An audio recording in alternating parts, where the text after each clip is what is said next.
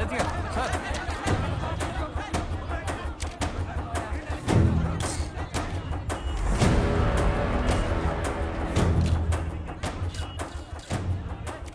ఇంకా తిమ్మింగలో ఒక్కటే మిగిలింది.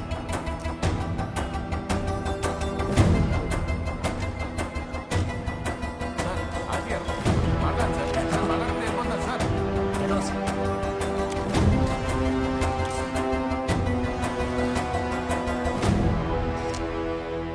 సార్, మొహరం రైట్స్లో విష్ణు భార్య సాయిబా చనిపోయింది. ఎందుకో ఎలాగో తెలీదు.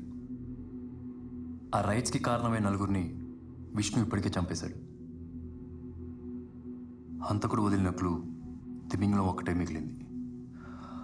హంతకుడు ఉద్దేశంలో రంజిత్ ఫైనల్ బిగ్ టార్గెట్. అందుకే తిమింగలం.